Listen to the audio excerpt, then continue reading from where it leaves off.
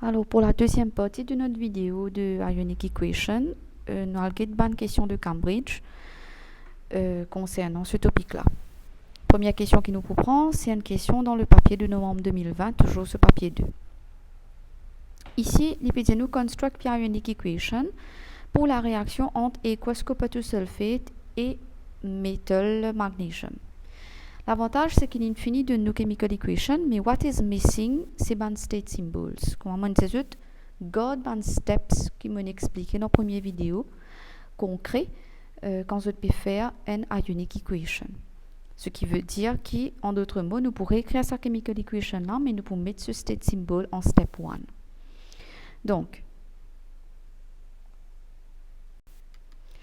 voilà le chemical equation avec mon state symbol. Donc, copper to sulfate, dans question, il finit dire que c'est aqueous. Voilà, on va mettre ici. Magnesium, c'est un métal, donc il est solide. Ban product informé, copper, c'est un métal, encore une fois, donc il est solide. Et magnesium sulfate, c'est un salt. Comment on connaît les aqueous? C'est par rapport au table de solubility, comme on motive dans le chapitre de salt. Je peux trouver là-dedans qui all sulfate are soluble with exceptions. Donc magnesium sulfate, il tombe dans la liste de man salt qui est soluble. C'est comme ça qu'on connaît qu'il est aqueous. Ça, c'est le premier step. Deuxième step, comme on expliqué dans la première vidéo, ça veut dire que besoin un petit coup qui est un compound qui est en aqueous state. Alors, notamment ici, c'est copper to sulfate qui est en aqueous state et magnesium sulfate qui est en aqueous state. Donc, ça un compound qui est en aqueous state, on peut caser into individual ions, into their respective ions en d'autres mots. Tandis que magnesium, dans mon deuxième step, il pourrait se pareil, et copper aussi, il pourrait se pareil, because they are in solid state. C'est-à-dire, mon peine pour mettre tout en forme de ion, mon réécrire tout pareil. Alors, voilà mon deuxième step, quand mon réécrire justement, mon copper to sulfate into individual ion. Donc, dans copper to sulfate, moi, il y a un copper ion qui est une Cu2+. Mon mettre ce state symbol, qui est présent dans le compound initial. Et il y a aussi sulfate ion, donc SO4 2-, il pas même affaire, on met ce state symbol, et comme on dit, magnesium, il pour répéter ici, mais il pourrait être magnesium solide, on peut mettre Mg2+. Parce que dans l'équation initiale, c'était un solide are not converted into ions dans le deuxième step. Concernant les products, c'est la même chose pour copper qui reste solide même. Tandis que magnesium sulfate, nous avons un magnesium ion qui est présent dedans. Donc Mg2+, et ensuite sulfate qui vient SO4 2-, which is aqueous.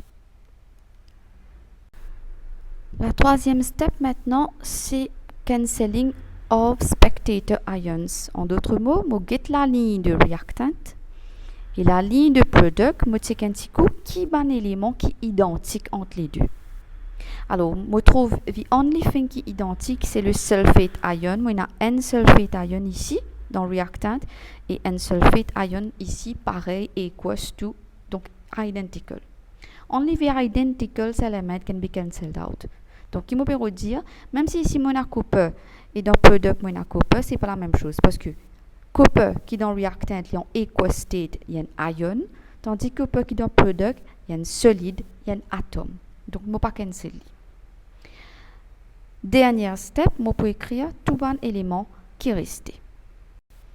Donc, il reste un copper ion, un magnesium atome, de l'autre côté, un copper atome et un magnesium ion. Pas oublier, remettre le state symbol initial qui est présent dans les compounds concernés. Dernière chose, avant de donner ma réponse finale, je vais checker un petit coup, est-ce que mon ionic equation est balancé? Donc, balancing of equation veut dire nous check un petit coup le nombre de copper. On a un copper ion, un copper atome, c'est OK.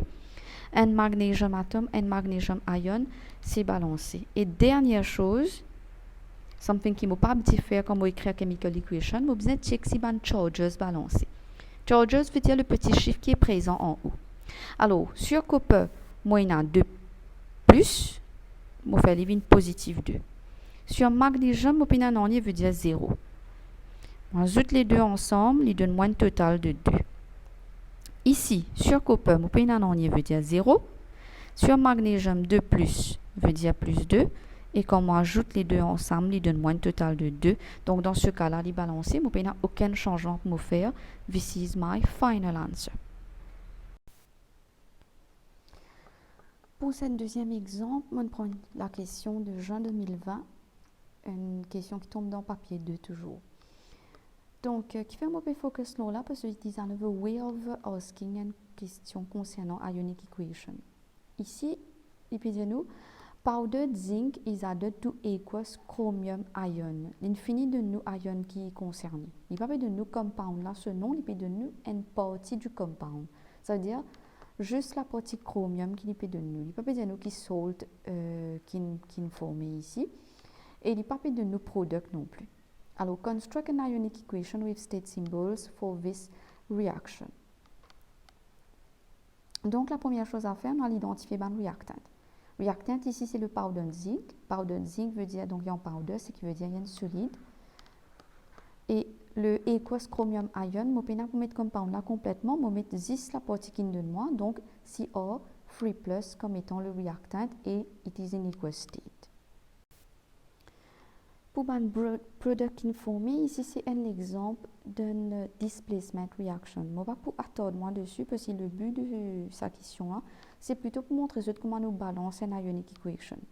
Donc, concernant le displacement reaction, je vais gagner plus de détails dans le chapitre de metal pour vous connaître qui product qui est informé. Alors, quand nous servons nous la loi de displacement reaction, surtout si nous linkons avec reactivity of metal, nous pouvons trouver que zinc il prend place chromium dans sa compound qui nous pas connu ce nom là et le zinc metal il pouvait être zinc ion. Donc chromium il get displaced, alors chromium qui tient ion dans sa compound là il pouvait être un chromium metal. Cr solide parce qu'il y a un métal il est bien solide. Ça c'est le mot ionic equation. Le but, encore une fois, c'est pour vous montrer comment nous balançons une ionic equation. Alors, la première chose à faire, c'est que le nombre de zinc qui est présent, donc il y a un zinc metal et un zinc ion, donc c'est OK. Un chromium ion et un chromium metal, c'est OK. Le problème, c'est le charge. Pénan le zinc veut dire ce charge, c'est 0. Le chromium, moi, il y a 3+, donc positif 3. Si moi, ajoute tous les deux ensemble, il donne moins un total de 3.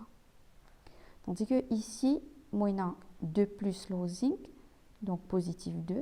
Puis, il y a le chromium 0. Si moi, ajoute tous les deux ensemble, il donne moins un total de 2.